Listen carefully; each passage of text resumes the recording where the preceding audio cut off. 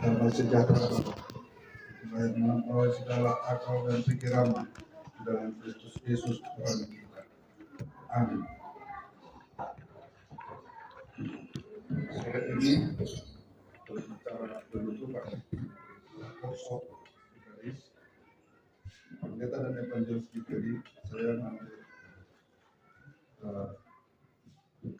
membacakan firman Tuhan tertulis dalam kitab Matius 10 ayat 34 sampai 42.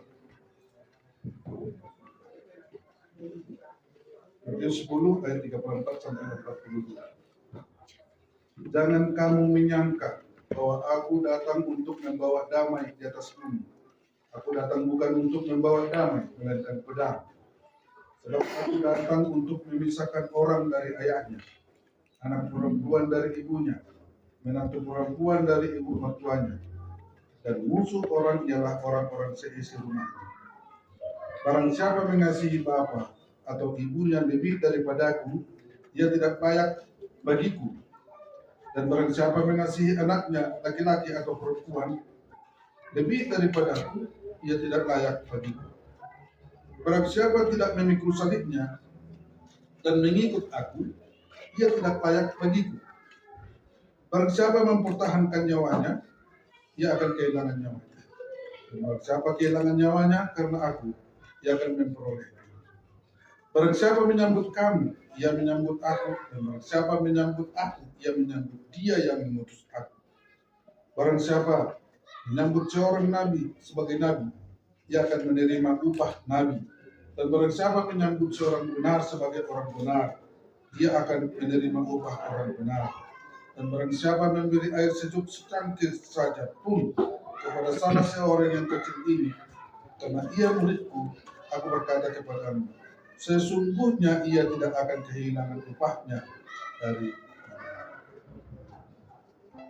Di dunia ini ada dua kuasa. Kuasa kegelapan yang adalah iblis, dan kuasa terang yang adalah Tuhan Yesus sendiri. Kedua kuasa ini adalah bertentangan. Kuasa kegelapan membawa orang-orang masuk ke dalam kegelapan. Tapi kuasa terang membawa orang-orang ke dalam terang. Allah mengutus anaknya yang tunggal, Tuhan Yesus, di dunia ini untuk mengalahkan kuasa kegelapan itu. Karena tak ada satu orang pun di dunia ini yang bisa mengalahkan kuasa kegelapan itu. Hanya Allah dalam nama anaknya Tuhan Yesus datang ke dunia ini untuk mengalahkan kuasa kegelapan itu. Oleh karena itu, atas panggilan Tuhan, kita diajak supaya kita datang kepadanya dan mengikut Dia di dalam kehidupan kita. Tuhan membuat aturannya sendiri bagaimana orang-orang harus mengikut Dia. Peraturan manusia tidak berlaku di hadapan Tuhan. Banyak orang yang membuat peraturan-peraturannya untuk hidup, maksudnya di dalam Tuhan, tetapi bagi Tuhan itu adalah sia-sia. Tuhan membuat aturannya sendiri bagi kita.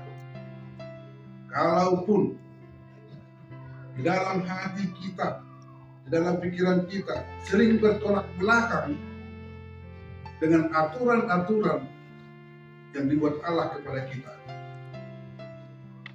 itu adalah sesuatu yang biasa saja di dunia ini. Tetapi Tuhan tidak bisa menerima aturan manusia untuk dilakukan demi keselamatan manusia itu. Oleh karena itu, ketika Tuhan mengatakan kepada murid-muridnya supaya murid-murid itu mengikut Dia, persyaratan pertama adalah penyangkalan diri. Tuhan Yesus mengatakan harus menyangkal diri. Bagaimana kita harus menyangkal diri? Ada agama-agama yang mengajarkan tentang penyangkalan, sehingga mereka pergi beraskesis, martabat, menyiksa diri, ya, pergi ke tempat-tempat di mana tidak pernah manusia menjalani tempat itu. Di situ dia buka baju, membiarkan dirinya digigit nyamuk, digigit lipan dan binatang-binatang lainnya, menyiksa diri sendiri. Menurut mereka, itu sudah penyangkalan terhadap dirinya. Ada juga yang mengajarkan berpuasa, tidak makan, tidak minum, sampai berpuluh-puluh hari, sehingga sampai kurus. Karena dengan demikian, dia merasakan sudah menyangkal dirinya. Tetapi bukan demikian maksudnya. Dan Alkitab juga tidak pernah mengajarkan hal seperti itu.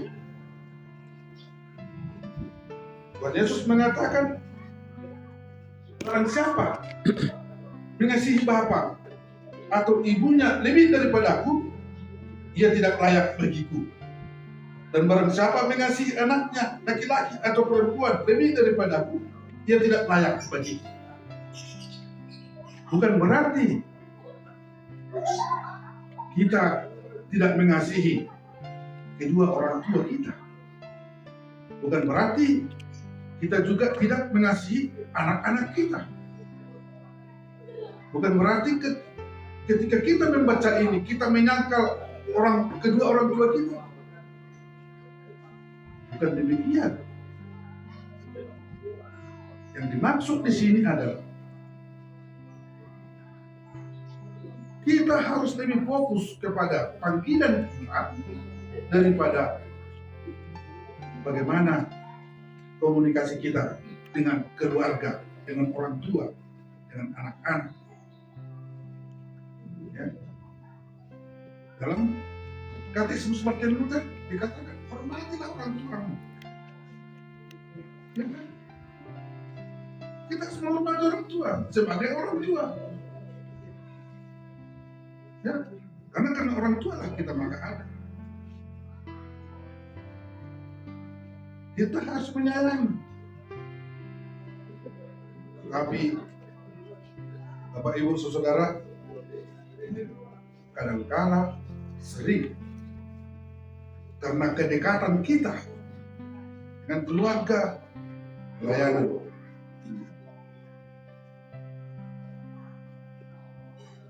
Saya pikir itu yang dimaksud dengan penyangkalan. Ya. Tuhan memanggil kita untuk mengikut Dia supaya fokus dalam panggilan itu. Kedua apa? Memikul salib. Dikatakan tadi di sini, barang siapa tidak memikul salibnya dan mengikut aku, ia tidak layak bagi. Salib adalah lambang kebenaran yang dinyatakan oleh Allah di dalam anaknya, Tuhan Yesus.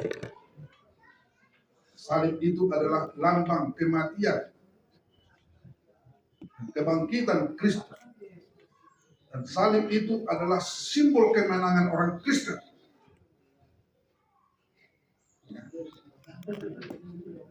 Dan salib itu juga adalah lambang penderitaan yang harus kita hadapi sebagaimana Yesus juga menderita di dunia ini.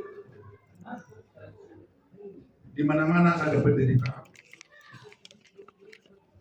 Sebenarnya bukan hanya karena kita pengikut Kristus supaya kita menderita, bukan. Setiap orang pasti menderita di dunia ini, karena itu adalah upah dosa. Tetapi penderitaan yang kita hadapi berbeda dengan penderitaan yang dihadapi orang-orang duniawi. Kalau orang-orang duniawi menderita mungkin karena tidak berisi dompetnya, tidak ada ATM-nya, ya kan? Gagal dalam bisnis. Tetapi orang-orang percaya menderita karena nama Tuhan Yesus. Pada abad permulaan kita lihat bagaimana serangan orang-orang duniawi kepada orang-orang percaya. Orang mati martir pertama siapa itu? Stefanus. Masih banyak lagi orang-orang yang meninggal dunia karena nama Tuhan Yesus.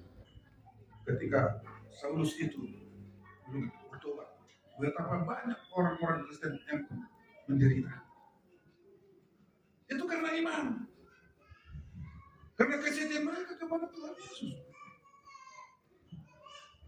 Dan kita akan menghadapi seperti itu. Kita akan menghadapi, karena kita diutus bukan ke tengah-tengah domba, tetapi ke tengah-tengah serigala. Di mana setiap saat kita akan terancam, ya, akan terancam. Namun, disitulah kita dikatakan harus memikul salib. Ketika salib itu tetap kita terima di dalam hati kita, kita tidak takut menderita. Kita tidak takut kalaupun diolok-olok. Kita tidak takut kalaupun harus masuk penjara. Ya. Kita tidak takut harus dipancung. Tetapi yang kita ingat satu hal, aku akan menyertai kamu sampai zaman. Tuhan tidak pernah meninggalkan kita. Kalaupun Rasul Petrus mati disalibkan, kepalanya di bawah, kakinya ke atas. Begitu juga Paulus dan beberapa orang muridnya. Itu bukan berarti merupakan penghukuman sama dia.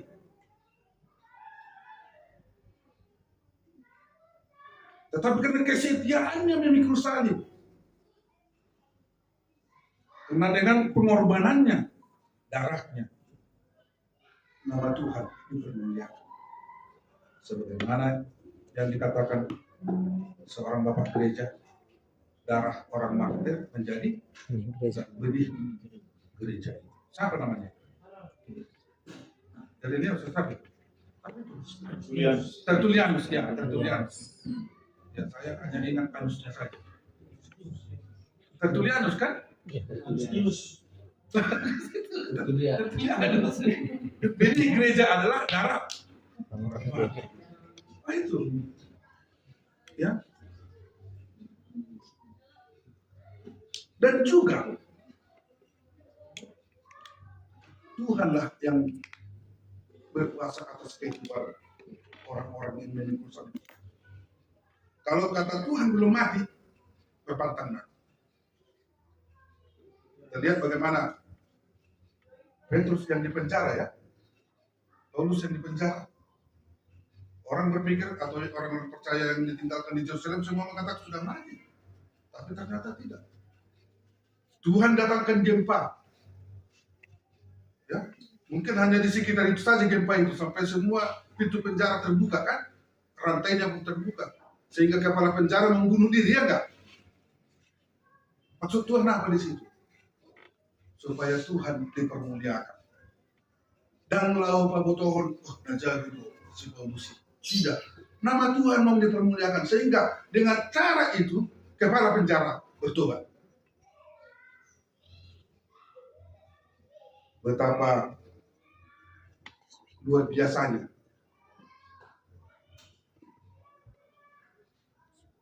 bila mana orang Kristen itu setia mengikut saya.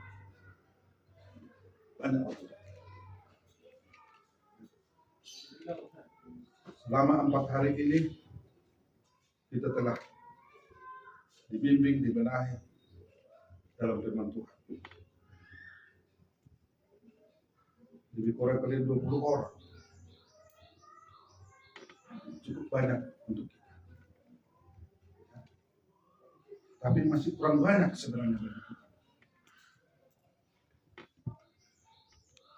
Tuhan izinkan kita melakukan workshop ini selama 4 hari itu semata-mata karena kasih Tuhan, bukan karena kemampuan kita ini, ya, dan juga bukan karena besok, tapi semata-mata karena kasih Tuhan. Kenapa? Tuhan punya rencana yang baik dengan workshop ini. Oleh karena itu, khusus kepada para vikaris kami, tetaplah setia mengikut Yesus. Itu adalah panggilan Tuhan, pemberian Tuhan kepada kami. Pelihara panggilan itu. Manapun nanti kalian diutus, tetap setia. Jangan pernah bersungut-sungut. Jangan pernah berkata, kenapa aku di sini? Jangan pernah mengatakan kepada pimpinan, gak adil. Kemanapun kalian. Ya. Yang kami tugaskan nanti kemana-mana. Itulah yang terbaik. Sebab Tuhan pasti menyertai kalian semua. Bagaimana amanat agung itu? Inilah, baptislah mereka di dalam nama Allah Bapa, Anak dan Roh Kudus. Ajarlah mereka, aku menyertaimu sampai akhir. Terima kasih Tuhan. Berkat ini mendekati kami, menambahkan iman kami supaya kami benar-benar hidup dalam panggilan Tuhan, setia dengan dosa. Terima kasih Tuhan. Amin.